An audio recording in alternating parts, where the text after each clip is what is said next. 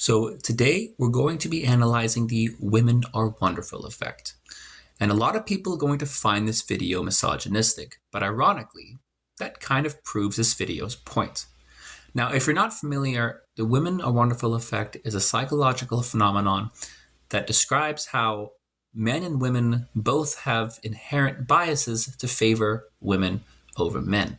And there is an empathy gap where women and men are both programmed to show less empathy for men. I think this is probably the biggest battle the men's rights movement faces. I realize when you study the women wonderful effect, it doesn't really matter what the facts are or what the arguments are. People are hardwired to favor women over men and to lack empathy for men's issues.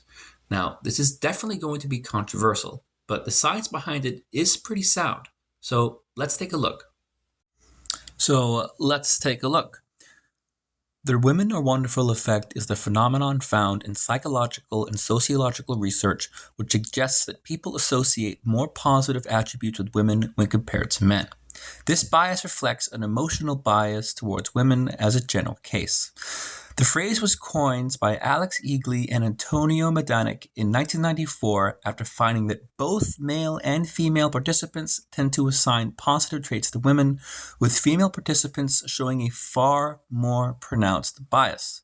Controversial, but that's what they found. Positive traits were assigned to men by participants of both genders, but to a far lesser degree. Now, here's a chance to test yourself. Notice how it said the effect is far more pronounced in women than men, which basically means that women are more sexist than men when it comes to the women are wonderful effect and showing favoritism towards women.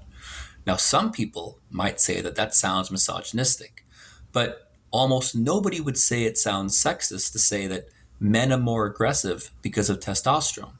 So why is it sexist to point out a generalization towards women, but not considered sexist to point out a generalization towards men?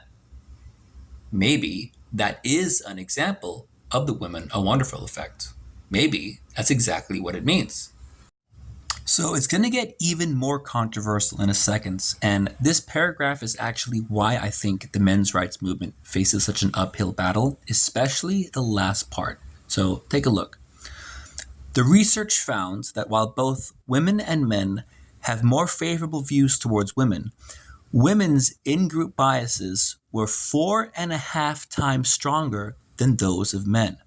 And only women, not men, show cognitive balance among in-group bias, identity, and self-esteem, revealing that men lack a mechanism that bolsters automatic preferences for their own gender. So look at that again.